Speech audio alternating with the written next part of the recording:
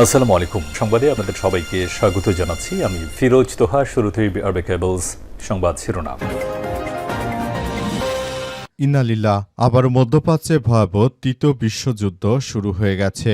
দখলদার ইসরায়েলি বাহিনী এবং মার্কিন যুক্তরাষ্ট্রকে ধসিয়ে দিয়েছে ইরানের ইসলামী বিপ্লবী গার্ড বাহিনীর সদস্যরা। আর এরই মাঝে আমাদের হাতে এসে পৌঁছেছে যুদ্ধের সর্বশেষ গুরুত্বপূর্ণ সবথেকে তাজা আপডেট সংবাদ আপনাদের জানিয়ে দিব। প্রথমেই জানিয়ে দিব, পশ্চিম তীরে ডিজিটাল ঔপনিবেশিক দখলদারিত্ব চালাচ্ছে ইসরায়েল। ফিলিস্তিনের পশ্চিম তীরে সম্পত্তির মালিকানা ডিজিটালভাবে নিবন্ধনের জন্য নতুন অনলাইন প্ল্যাটফর্ম চালু করেছে দখলদার ইসরায়েলিরা। ফিলিস্তিনি কর্তৃপক্ষ এই পদক্ষেপকে বিপজ্জনক ঔপনিবেশিক দখলদারিত্ব হিসেবে বর্ণনা করেছে। ফিলিস্তিনি ভূমি কর্তৃপক্ষের অভিযোগ, এই উদ্যোগ ফিলিস্তিনিদের আইনি এবং ঐতিহাসিক ভূমির অধিকারের উপর সরাসরি আঘাত এবং পশ্চিম তীরে ইসরায়েলের নিয়ন্ত্রণ আরও শক্তিশালী করার চেষ্টা চালাচ্ছে। এরপর জানাবো, কথায় নয় যুক্তরাষ্ট্রকে কাজে প্রমাণ দিতে হবে, জানালেন ইরানের পার্লামেন্টের স্পিকার। ইরানের শীর্ষ আলোচকও দেশটির পার্লামেন্টের স্পিকার বাঘের গালিবাফ বলেছেন, যুক্তরাষ্ট্রের কথায় আর বিশ্বাসে তেহরানের কোনো আস্থা নেই, বরং কার্যকর পদক্ষেপই হবে বিশ্বের একমাত্র মানদণ্ড। এদিকে আল আকসার তত্ত্বাবধান থেকে জর্ডানকে সরাতে কাজ করছে যুক্তরাষ্ট্র এবং ইসরায়েল।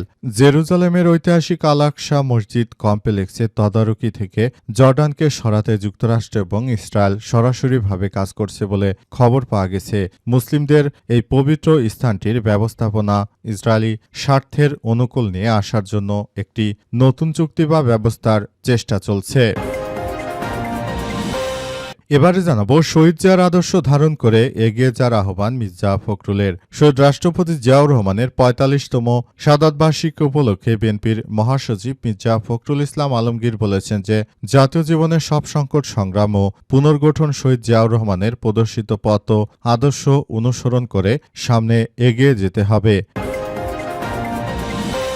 এবং সর্বশেষ জানাবো, সরকার ও বিএনপির বিরুদ্ধে বিভিন্ন ধরনের চক্রান্ত চলছে বললেন বিএনপির সিনিয়র যুগ্ম মহাসচিব রুহুল কবির রিজভী।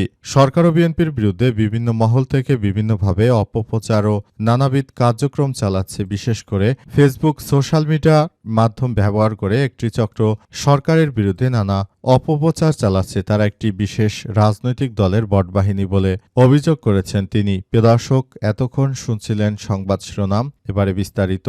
তবে তার আগে বন্ধুরা অনুরোধ থাকবে, এই সংবাদটিতে একটি লাইক দিন। এই চ্যানেলে আপনি নতুন হয়ে থাকলে আমাদের সংবাদটি দেখতে দেখতে চ্যানেলটি সাবস্ক্রাইব করে রাখুন। কমেন্ট করে বন্ধুরা আপনার মূল্যবান মতামত জানিয়ে দিন আপনি বিশ্বের কোন দেশ থেকে বা বাংলাদেশের কোন স্থান থেকে আমাদের সংবাদটি দেখছেন এবং শুনছেন। আর বন্ধুরা, সংবাদটি আপনার সোশ্যাল মিডিয়া ফেসবুকে শেয়ার করে বন্ধুদেরও দেখার সুযোগ করে দিন। গাজা যুদ্ধে আপনি যদি নিরীহ ফিলিস্তিনিদের ভালোবেসে থাকেন, কমেন্টে ইয়েস লিখে পুরো বিশ্বকে জানিয়ে দিন। এবারে বিস্তারিত।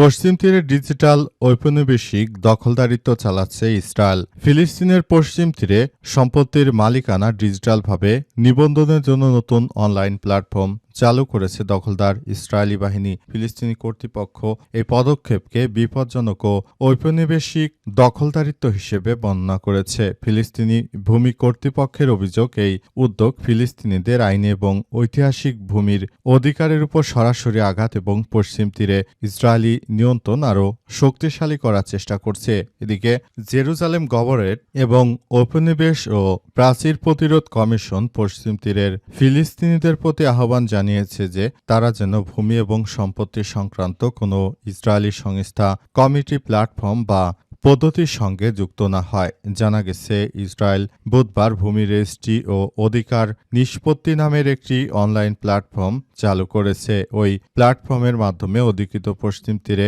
সম্পত্তির মালিকানা হালনাগাদ করার পরিকল্পনা রয়েছে ইসরায়েলের। ফিলিস্তিনি কর্তৃপক্ষ আশঙ্কা করছে, এই ডিজিটাল নিবন্ধন ব্যবস্থা ভবিষ্যতে ভূমি দখল এবং ইসরায়েলি বসতি সম্প্রসারণকে আরও সহজ করতে ব্যবহৃত হচ্ছে এবং তারা মূলত মুসলিমদের কাছ থেকে আমাদের সেই প্রিয় জেরুজালেমকে তারা কেড়ে নিতে চায়। সেজন্য তারা ডিজিটালভাবে এমন কিছু সন্ত্রাসী কার্যক্রম চালাচ্ছে যেগুলো আসলে কোনোভাবে গ্রহণযোগ্য হতে পারে না। পুরো মুসলিম বিশ্ব এখনও যদি চুপ হয়ে থাকে তাহলে ভবিষ্যতে তারা আরও ভয়াবহ কার্যক্রম চালাতে পারে, এমন তথ্যই সামনে এসেছে।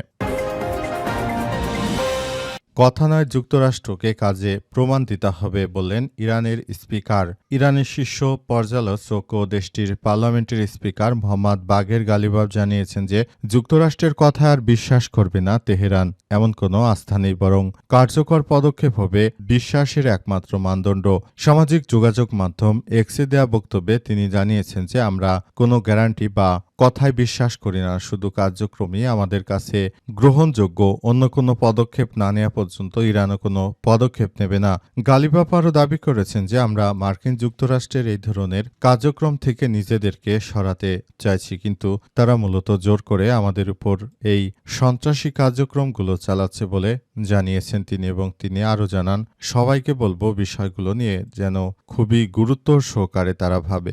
বর্তমান মার্কিন যুক্তরাষ্ট্র তারা যে ধরনের সন্ত্রাসী কার্যক্রমগুলো চালাচ্ছে, পৃথিবীর ইতিহাসে এই ধরনের কোনো কার্যক্রম আর না আসুক সেই বিষয়ে আমরা প্রত্যাশা ব্যক্ত করি। তিনি আরও জানান, পুরো মধ্যপ্রাচ্য জুড়ে মার্কিন যুক্তরাষ্ট্র এবং সন্ত্রাসী দখলদারদের যে ধরনের কার্যক্রম সেটি কোনোভাবেই গ্রহণযোগ্য হতে পারে না। তাই প্রতিটি মুসলিমকে এখনই এই দখলদারদের বিরুদ্ধে কার্যক্রমে এগিয়ে আসতে হবে বলে জানিয়েছেন তিনি। এবং তিনি আরও জানান, প্রতিটি মুসলিম ভাই বোনদেরকে বলবো আপনারা দখলদারদের বিরুদ্ধে যার যার জায়গা থেকে শক্ত পদক্ষেপ গড়ে তুলুন। যদি এভাবে চলতে থাকে ভবিষ্যতে একসময় আসবে যখন আপনারাও মুসলিম হিসেবে নিজেদের পরিচয় দিতে পারবেন না। তাই এখনই সময় আপনারা ইরানকে সমর্থন করুন এবং ইরানের পাশে দাঁড়ান, পাশাপাশি জায়নবাদীদের বিরুদ্ধে তীব্র প্রতিরোধ গড়ে তুলুন।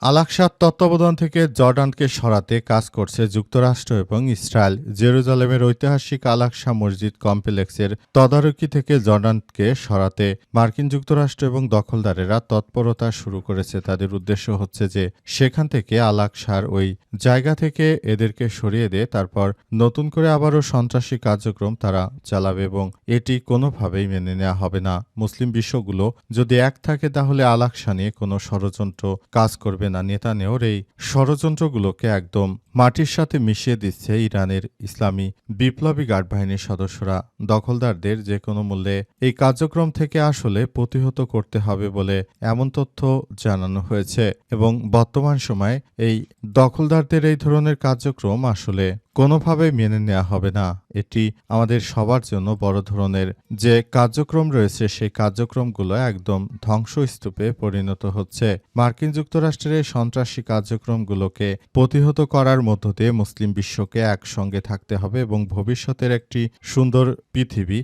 গড়ে তোলার ব্যাপারে সবাইকে নিয়ে আসলে কাজ করতে হবে। যদি এটি করা না যায় তাহলে ভবিষ্যতে এই জায়নবাদীরা তারা আসলে কোনো কিছুই মানবে না। তারা মূলত মুসলিমদেরকে টার্গেট করে যে ধরনের হত্যাযজ্ঞের ঘটনা ঘটাচ্ছে সেগুলো চলতে থাকবে, কিন্তু বিষয়গুলো আসলে এভাবে আর হতে দেয়া হবে না। পুরো বিষয়গুলো খুবই গুরুত্ব সহকারে তারপর কার্যক্রম চালাতে হবে। তা না হলে ভবিষ্যতে মুসলিমদের জন্য আরও বড় ধরনের সংকট এবং অনেক সমস্যা অপেক্ষা করছে, যেগুলো আসলে আমাদের সবার জন্যই দুঃখজনক।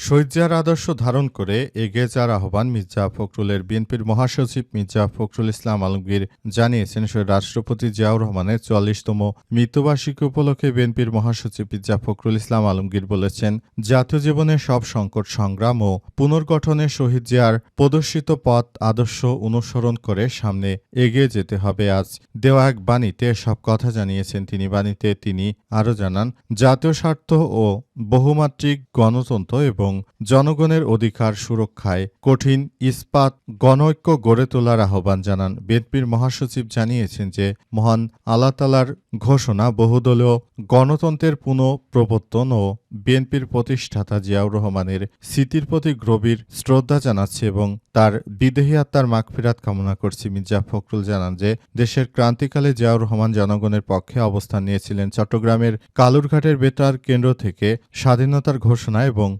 মুক্তিযুদ্ধে সেক্টর কমান্ডার ও জেট ফোর্সের অধিনায়ক হিসেবে তার ভূমিকার কথাও তুলে ধরেছেন তিনি। তার ভাষ্য, স্বাধীনতার ঘোষণার পর দেশের ছাত্র শ্রমিক ও যুব সমাজ যুদ্ধে ঝাঁপিয়ে পড়েছিল এবং সবাই জিয়াউর রহমানের নেতৃত্বেই এই যুদ্ধে ঝাঁপিয়ে পড়েছিল এবং তারা একটি লাল সবুজের পতাকা ছিনিয়ে এনেছিল বলে দাবি করেছেন বিএনপির মহাসচিব মির্জা ফখরুল ইসলাম। এ উপলক্ষে ৮ দিনের কর্মসূচি ঘোষণা করেছে জাতীয়তাবাদী দল বিএনপি।